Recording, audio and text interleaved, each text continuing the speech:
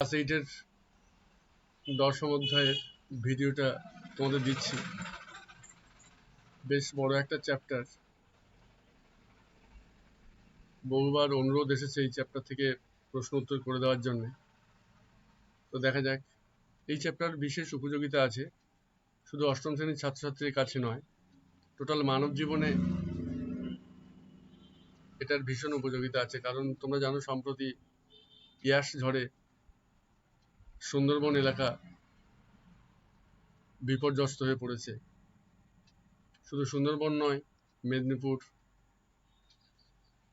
উড়িষ্যা সমস্ত এলাকায় বিপর্যস্ত হয়ে পড়েছে। তো আমরা চেষ্টা করব যাতে বন বা জঙ্গল আমরা টিকিয়ে রাখতে পারি, যার প্রভাব পড়বে মানুষ সমাজের উপরে।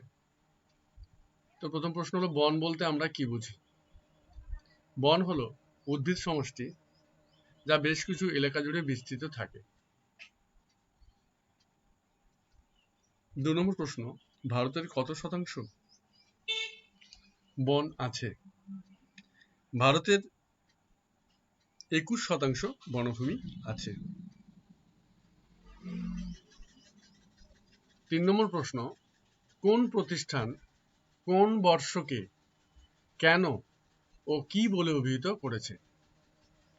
সম্মিলিত জাতিপুঞ্জ 2011 সালকে বন বাঁচানোর সচেতনতা বৃদ্ধির জন্য আন্তর্জাতিক বনবর্ষ বলে অভিহিত করেছেন। আন্তর্জাতিক বনবর্ষ বলে অভিহিত করেছেন কারা? না, সম্মিলিত জাতিপুঞ্জ। কোন সালকে, কোন বর্ষকে? 2011 সালকে। কেন?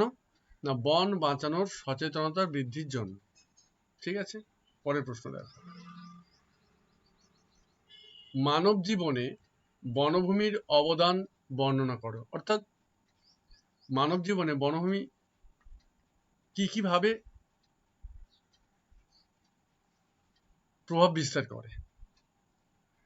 অবশ্যই প্রথমত দেখো, মারণদায়ী ঔষধের উৎস হিসাবে কাজ করে, আবহাওয়ার নিয়ন্ত্রক হিসাবে কাজ করে, অবশ্যই জ্বালানির অন্যতম উৎস, পৃথিবীর তাপমাত্রা ও বৃষ্টি নিয়ন্ত্রক হিসাবে কাজ করে, মাটির ক্ষয় রোধ করে, অবশ্যই বন্যা নিয়ন্ত্রণ করে, আসবাবপত্র, ঘরের কাঠামো তৈরি করতে ব্যবহার করা হয়, জলস্তর নিয়ন্ত্রক। এটা একটু বুঝতে হবে। অর্থাৎ যেখানে জলস্তরটা অনেকটা নিচে নেমে গেছে দেখবে সেখানে বনভূমি নেই, যেখানে বনভূমি আছে দেখবে জলস্তরটা অনেক উপরের দিকে রয়েছে, ফলে জল পেতে মানুষের সুবিধা হয়। পরেরটা দেখো, বহু জীবজন্তুর আশ্রয় স্থল হিসাবে বনভূমি তার দায়িত্ব পালন করে। প্রকৃতির দূষণ নিয়ন্ত্রক, মানব মনের নিয়ন্ত্রণেও মুখ্য ভূমিকা গ্রহণ করে। মানব মনের নিয়ন্ত্রণ বলতে আমরা কি বুঝি? তো দেখো, সবুজ একটা জঙ্গল বা বন দেখলে মানুষের মন কিন্তু এমনিতেই অন্যরকম একটা পরিতৃপ্তি পায়। হ্যাঁ, চোখের একটা সরসতা, শ্যামলতা মানুষের চোখকে অনেক অনেক ভাবে তৃপ্তি দেয়, শান্তি দেয়। পরের প্রশ্ন,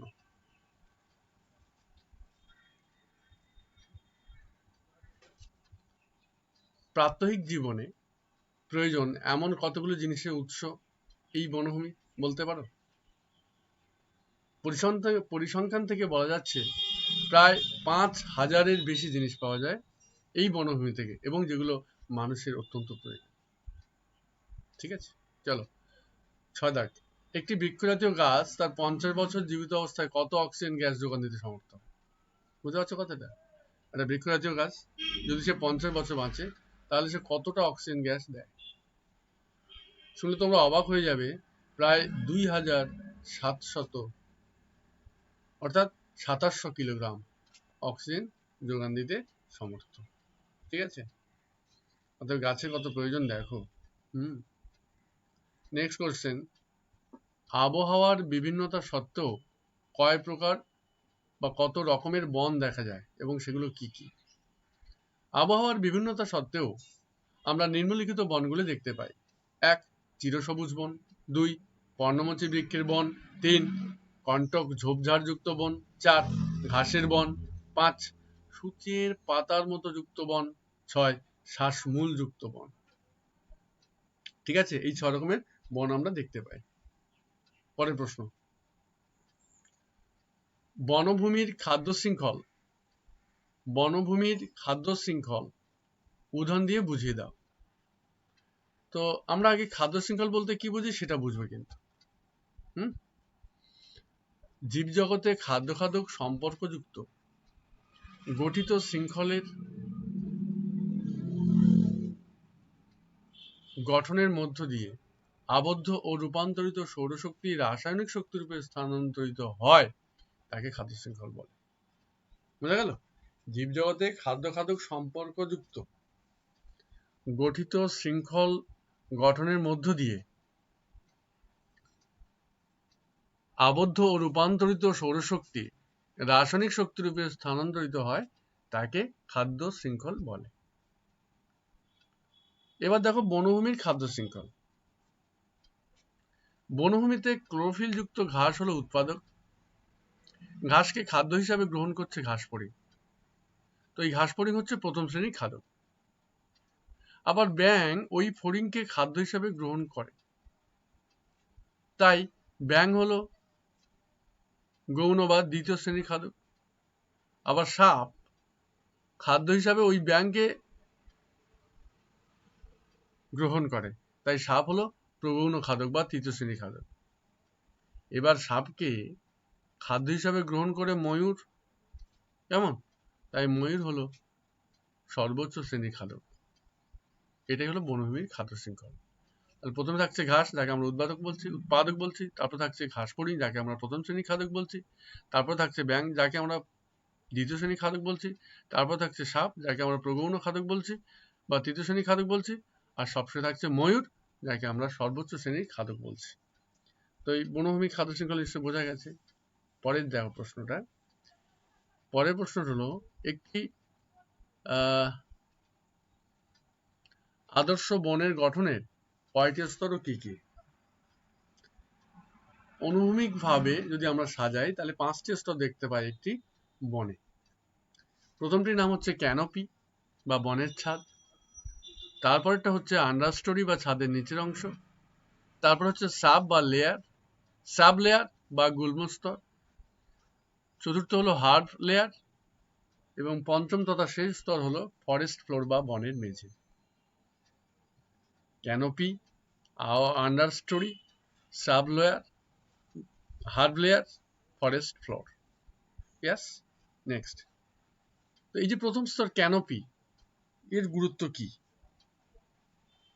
ক্যানোপি বনভূমির উপরে স্তর, সর্বোচ্চ স্তর। ফলে অধিকাংশ সূর্যালোক এই অংশেই শোষণ করে এবং বেশিরভাগ কার্বন ডাইঅক্সাইড এই স্তরই শোষণ করে। এই স্তরে পাতাগুলি সূর্যালোক, কার্বন ডাইঅক্সাইড ও জলের সাহায্যে ক্লোরোফিলযুক্ত কোষে বেশি পরিমাণে খাদ্য তৈরি করে। এতগুলো কাজ উপরের স্তর করছে। তবে এই ক্যানোপির উচ্চতা 30 থেকে 90 মিটার হতে পারে। এখানে সরীসৃপ, পাখি, কীটপতঙ্গ, বাঁদর প্রভৃতি জীবরা বসবাস করতে পারে। এবারে দেখো ফরেস্ট ফ্লোর বা বনের মেঝের গুরুত্ব কি। অর্থাৎ একদম নিচের স্তর, বনের নিচের স্তর, যেটাকে বনের মেঝে বলা হয়, ফরেস্ট ফ্লোর, তার গুরুত্বটা কি? প্রচুর গুরুত্ব আছে। বনের মেঝেতে হিউমাস গঠিত হয়, তোমরা জানো। পচা পাতা, পচা ফুলের কুঁড়ি, ফল, তারপরে প্রাণীর মরে যাওয়া প্রাণীর দেহাবশেষ, পাখনা প্রভৃতি জিনিস পড়ে ওখানে পচে কি তৈরি হয়? হিউমাস গঠিত হয়, যেটা বনের গাছপালা ওখান থেকে সার হিসাবে গ্রহণ করে দ্রুত বৃদ্ধি পেতে পারে। এই স্তরে পাতাহীন গাছ জন্মায় বনের মেঝেতে। লাইকেন, মস, লিভারওয়ার্স এগুলো কিন্তু পাতাহীন গাছ এই স্তরে জন্মায়। উদ্ভিদের বৃদ্ধি সহায়ক নানা উপাদান যেমন খনিজ মৌল, অ্যামিনো অ্যাসিড ইত্যাদি থাকে এখানে বিভিন্ন প্রকার আণুবীক্ষণিক জীব সহ কেঁচো, আরশোলা, কাঁকড়া বিছে, তেঁতুল বিছে ও শামুক বসবাস করে। হিউমাস তৈরি হয়ে গাছের ঝরে পড়া পাতা, ফুলের পাপড়ি, পচা ফল, গাছের ছোট ডাল, পাখির পালক, প্রাণীর দেহ ও মল, পচা গলা, মরা জীব দেহ থেকে হিউমাস তৈরি হয়, যেটা আমি প্রথমে বলছিলাম। তাহলে এই কারণে ফরেস্ট ফ্লোর বা বনের মেঝের কিন্তু প্রচুর একটা গুরুত্ব রয়েছে বনভূমিতে। সারা পৃথিবীর কত অংশ বনে ঢাকা? তোমরা জানো পৃথিবীর 3 ভাগ জল 1 ভাগ স্থল। এই স্থলের কত অংশ? প্রায় 1/3 বনে ঢাকা থাকে, যার 95% প্রাকৃতিকভাবে বন গড়ে ওঠে, আর 5% বন মানুষের তৈরি। হ্যাঁ, সারা পৃথিবীর 1/3 বনে ঢাকা, যার 95% বন প্রাকৃতিকভাবে গড়ে উঠেছে, আর 5% বন মানুষ তৈরি করেছে। আরেকটা ইন্টারেস্টিং প্রশ্ন, পৃথিবীর 13 নম্বর যে প্রশ্ন রেখেছি আমি, পৃথিবীর কটা দেশে বন নেই বলতে পারো? অবাক কাণ্ড, দেশ আছে অথচ বন নেই, তাহলে তারা বাঁচছে কি করে? পৃথিবীর 10টি দেশে বন নেই। আবার 64টি দেশে স্থলভাগের তুলনায় 10% কম বনভূমি। আচ্ছা, আমেরিকার বনের পরিমাণ কত? আমেরিকায় বনের পরিমাণ প্রায় 23%, ভারতে কিন্তু 21%, আগেই বলেছি। আর ওশিয়ানিয়ায় মাত্র 5% বনভূমি আছে, মাত্র 5% বনভূমি আছে ওশিয়ানিয়া।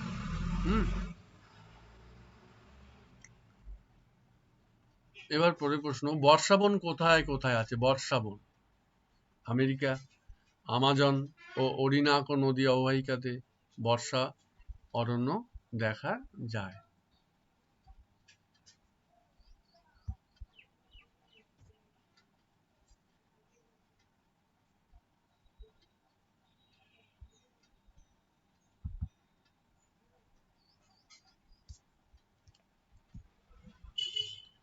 বর্ষা বন দেখা যায়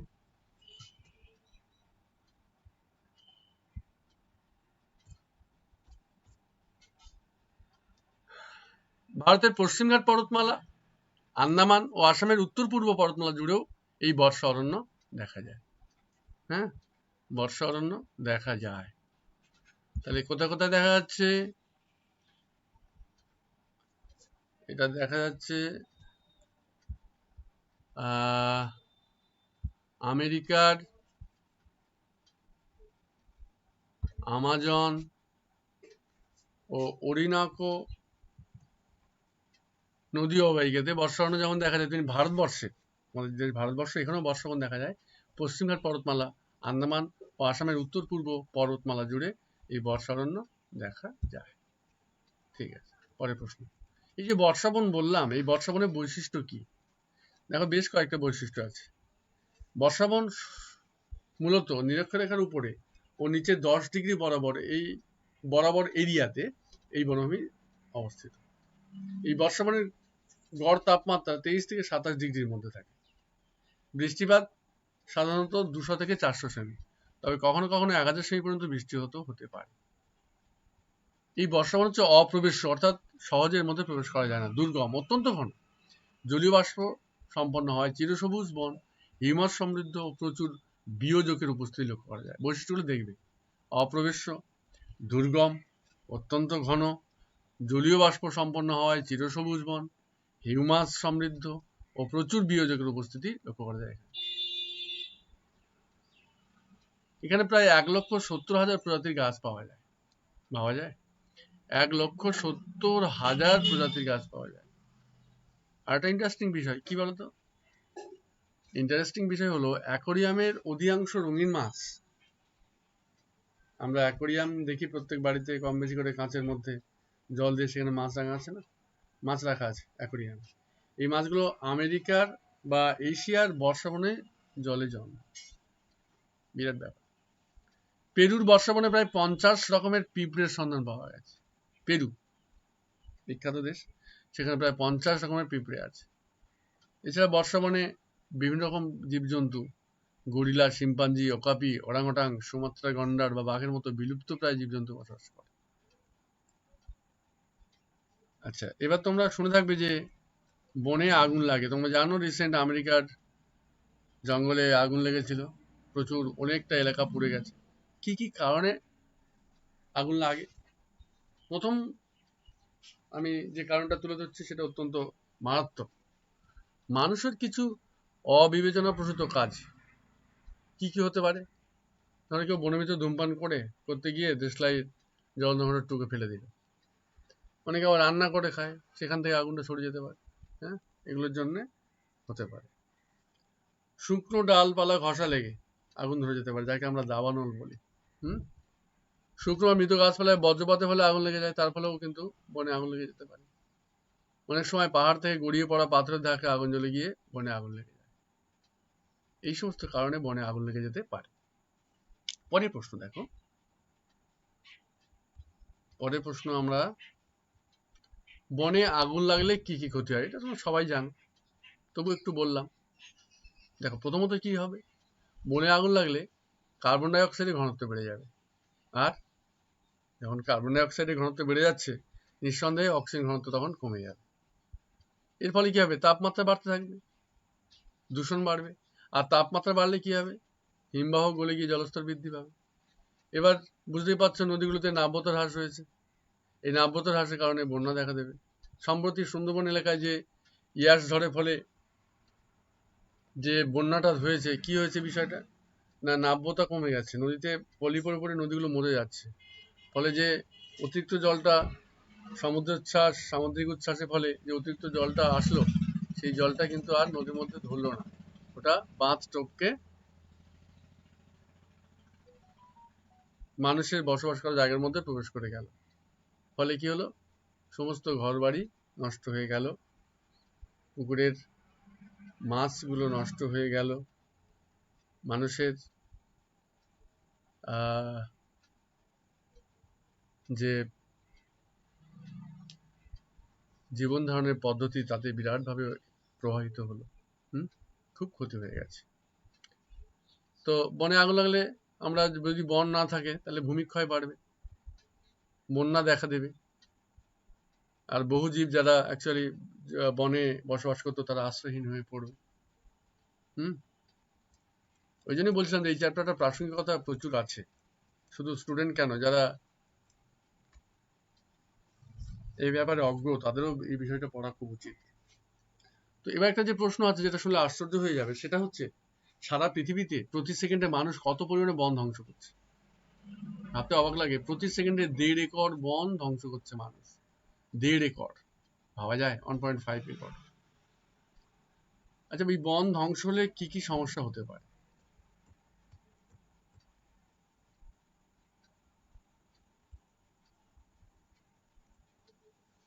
বিস্তীর্ণ এলাকা জুড়ে মরুভূমির সৃষ্টি হবে, মাটির নিচে জলস্তর কমতে থাকবে, অর্থাৎ জলস্তর নিচের দিকে নেমে যাবে।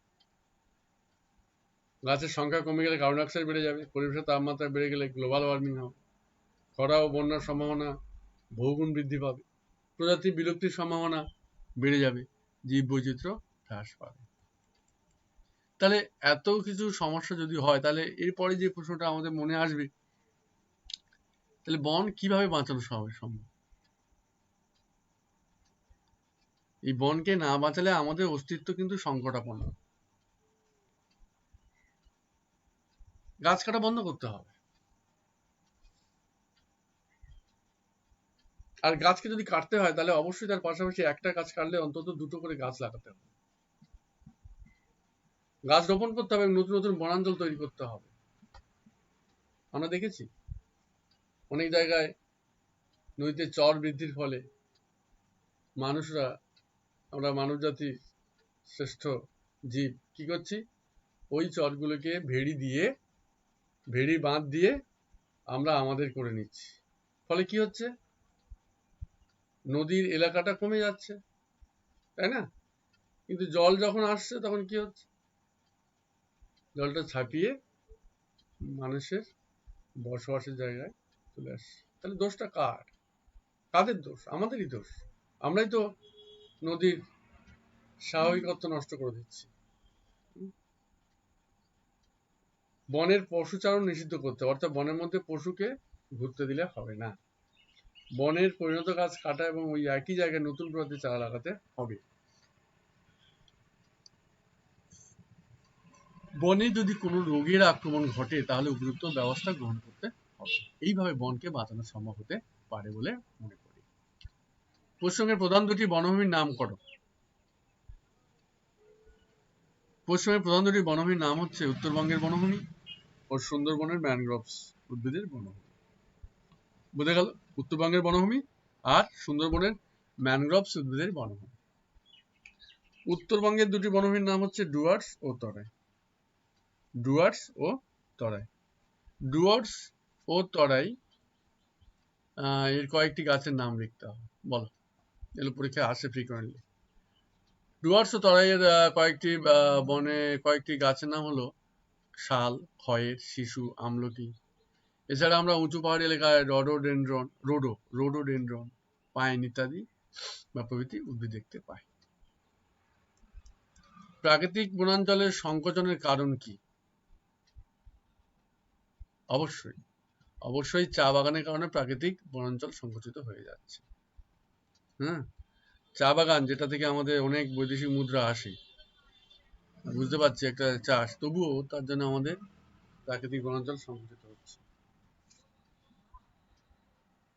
আর নতুন নতুন যে সমস্ত চরে বনভূমি গড়ে উঠছে, মানুষ সেগুলো কি করছে, বাঁধ দিয়ে নিজে করে বসবাস শুরু করছে। এই দুটো কারণ। উত্তরবঙ্গের বনভূমিতে কোন প্রাণীর অস্তিত্ব বিপন্ন হয়ে যাচ্ছে বলে মনে হয়? অবশ্যই এক সিংহ গন্ডারের অস্তিত্ব সংকটাপন্ন। উত্তরবঙ্গ বনভূমির অন্যতম সংঘাত কি? এই প্রশ্নটা খুব ইম্পর্টেন্ট। মানুষ ও হাতির সংঘাত। মানুষ কি করছে? উত্তরবঙ্গের বনভূমি কেটে রেল লাইন পাচ্ছে, রেল লাইনে হাতিরা চলে আসছে। ট্রেনের ধাক্কায় অনেকেই হাতি মারা যাচ্ছে। ম্যানগ্রোভস অরণ্যের উদ্ভিদের বৈশিষ্ট্য কি? সুন্দরবন ম্যানগ্রোভসের একটা বড় উদাহরণ। তো সেই তার বৈশিষ্ট্য কি? বাইন, পশু, কেওড়া প্রভৃতি উদ্ভিদ আর দিনে 2 বার জলে ডুবে যায় এখানে, ফলে মাটির সূক্ষ্ম স্থিতিগুলো কাদায় ঢেকে যায়।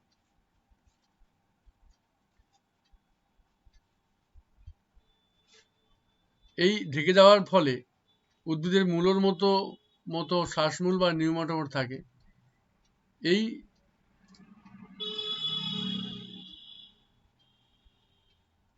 নিউমাটোফোর বা শ্বাসমূলগুলো বেরিয়ে আসে। আবার এদের ঠেসমূলও থাকে, যাতে করে জোয়ার ও ভাটার স্রোতে উপরে বা ভেসে না যায়। এই ধরনের দুটো করে আমরা দেখতে পাচ্ছি। এটা কিন্তু খুব গুরুত্বপূর্ণ বিষয়।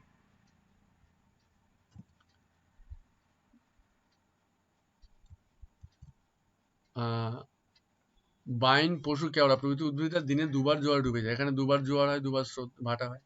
ফলে মাটির যে সূক্ষ্ম ছিদ্রগুলো, যেখান থেকে উদ্ভিদ শ্বাস গ্রহণ করে, ঢেকে যাচ্ছে। ফলে সমস্ত উদ্ভিদের মূলের মতো শ্বাসমূল বেরোয়। আর এদের আবার ঠেসমূল থাকে, যাতে করে এরা জোয়ার বা ভাটার স্রোতে উপরে না ভেসে যায়। 1 কিলোগ্রাম সমুদ্র জলে লবণের পরিমাণ কত? প্রায় 33 থেকে 38 গ্রাম লবণ থাকে। এই লবণগুলো কিন্তু উদ্ভিদরা গ্রহণ করে। কিন্তু এবার এত লবণ গ্রহণ করলে উদ্ভিদ তো বাঁচবে না, তাহলে এটা কিভাবে ত্যাগ করে? না, বাদাবনের উদ্ভিদরা মূল বা পাতা লবণগ্রন্থি ও পাতা ঝরার মাধ্যমে লবণ ত্যাগ করে ভারসাম্য বজায় রাখে। সমুদ্রের জলতলের নিচে কি আছে? এখানে কত বিচিত্র প্রাণী আছে, শ্যাওলা আছে, ইত্যাদি আছে। কেল্প কি? 32 নম্বর প্রশ্ন, কেল্প কি? কেল্প এক ধরনের সামুদ্রিক শ্যাওলা। 33 নম্বর, বায়োলুমিনেসেন্স কাকে বলে? খুব গুরুত্বপূর্ণ বিষয়। দেখো, অত্যন্ত কঠিন বিষয়, কিন্তু খুব সুন্দরভাবে সাজিয়ে দিয়েছি তোমাদের জন্য। গভীর সমুদ্রের তলদেশে এক ধরনের উত্তাপহীন আলো দেখা যায়, একে বায়োলুমিনেসেন্স বলে। উত্তাপহীন আলো যেটাকে তাপ নেই, সেটাকে বলে উত্তাপহীন আলো। সমুদ্রের তলদেশে দেখা যায়, ওকেই আমরা বায়োলুমিনেসেন্স বলি। আচ্ছা, বায়োলুমিনেসেন্ট জীব কাদের বলে? গভীর সমুদ্রের তলদেশে যে সমস্ত জীব রাসায়নিক বিক্রিয়ার মাধ্যমে নিজেদের দেহে আলো উৎপন্ন করে, তাদের বায়োলুমিনেসেন্ট জীব বলে। রাসায়নিক বিক্রিয়ার মাধ্যমে নিজেদের দেহে আলো উৎপন্ন করছে যে সমস্ত জীব, কোথায়? না, সমুদ্রের তলদেশে, তাদেরকে আমরা বায়োলুমিনেসেন্ট জীব বলি। তো সমুদ্রের কত গভীরতায় দেখা যায়? 200 থেকে 1000 মিটার গভীরতায় এই সমস্ত জীব, অর্থাৎ বায়োলুমিনেসেন্ট জীব আমরা দেখতে পেয়ে থাকি। বুঝতে পারছো তো? নিশ্চয়ই মজা লাগছে। এবার বলছে লুসিফেরিন ও লুসিফারেজ কি? খুব গুরুত্বপূর্ণ দুটো বিষয়। লুসিফেরিন হলো বায়োলুমিনেসেন্ট জীবের দেহে এক ধরনের প্রোটিনের সঙ্গে যুক্ত রঞ্জক পদার্থ। তাহলে প্রোটিন যুক্ত রঞ্জক পদার্থ হলো লুসিফেরিন। কাদের দিয়ে দেখা যায়? অবশ্যই বায়োলুমিনেসেন্ট জীব। আর লুসিফারেজ কি? লুসিফারেজ হলো একটি উৎসেচক। কোথায় পাওয়া যায়? ওই বায়োলুমিনেসেন্ট জীবের দেহে পাওয়া যায়। তাহলে লুসিফারিন হলো প্রোটিনযুক্ত রঞ্জক পদার্থ, আর লুসিফারেজ হলো উৎসেচক। উভয়ই পাওয়া যায় বায়োলুমিনেসেন্ট জীবের দেহে। বায়োলুমিনেসেন্স বা ঠান্ডা আলো কাকে বলে? এর কাজ কি? আমরা বলেছিলাম বায়োলুমিনেসেন্স হচ্ছে উত্তাপহীন আলো। কোথায় আছে? সমুদ্রের তলদেশে 200 থেকে 1000 মিটারের মধ্যে এই আলো দেখতে পাওয়া যায়। তাই এর কাজটা কি? প্রথমে সংজ্ঞাটা বলি কাকে বলে। দেখো, অক্সিজেনের উপস্থিতিতে লুসিফেরিন ও লুসিফারেজের রাসায়নিক বিক্রিয়ায় রাসায়নিক শক্তি আলোক শক্তিতে রূপান্তরিত হওয়াকে আমরা এই বায়োলুমিনেসেন্স বা ঠান্ডা আলো বলছি। সংজ্ঞাটা বোঝা গেছে? দেখো, খুব সুন্দর করে সাজিয়ে দিয়েছি। অক্সিজেনের উপস্থিতিতে ওই যে রঞ্জক পদার্থ লুসিফেরিন এবং উৎসেচক লুসিফারেজ, এই দুটো রাসায়নিক বিক্রিয়ায় রাসায়নিক শক্তি আলোক শক্তিতে রূপান্তরিত হচ্ছে। একে আমরা ঠান্ডা আলো বা বায়োলুমিনেসেন্স বলি। ছাত্রছাত্রীরা, তোমরা এগুলো ভালো করে মুখস্থ করবে বা অভ্যাস করবে, কিন্তু এগুলোই পরীক্ষায় আসে। তো এই বায়োলুমিনেসেন্সের কাজ কি? বায়োলুমিনেসেন্সের কাজ হলো খাবার খোঁজা, খাদ্যকে আকর্ষণ করা, ছদ্মবেশ ধারণ করতে সহায়তা করা, আত্মরক্ষা করা ইত্যাদি। এগুলোর সাহায্যে এটা অস্তিত্বকে টিকিয়ে রাখতে পারে। তো ঠিক আছে, এই দুটো প্রথম পর্বে এইটাই থাকলো তোমাদের জন্য। সবাই ভালো থেকো। কোভিড-19 থেকে আস্তে আস্তে পৃথিবী অচল হয়ে যাচ্ছে, কিন্তু আমরা জানি ঝড় থেমে যাবে, পৃথিবী আবার শান্ত হবে, আবার বসতি ঠিকঠাক করে গড়ে উঠবে, আমরা আবার সুস্থ স্বাভাবিক জীবনে ঘুরে আসবো। তো তোমরা আমার চ্যানেলটি অবশ্যই সাবস্ক্রাইব করবে, বা যদি নতুন নতুন কোনো ভিডিও আপলোডের প্রয়োজন হয়, ভিডিও তোমাদের প্রয়োজন হয়, তোমরা কমেন্ট বক্সে জানাবে, আমি তোমাদের জন্য অবশ্যই কাজ করে দেব। তোমাদের যাতে ভালো হয় সেই কাজগুলোই আমি করছি। তোমাদের প্রচুর সহযোগিতাও পাচ্ছি। অনেকেই আমার চ্যানেলকে সাবস্ক্রাইব করেছো, বিশেষ ধন্যবাদ। সবাই সুস্থ থাকো, ভালো থাকো।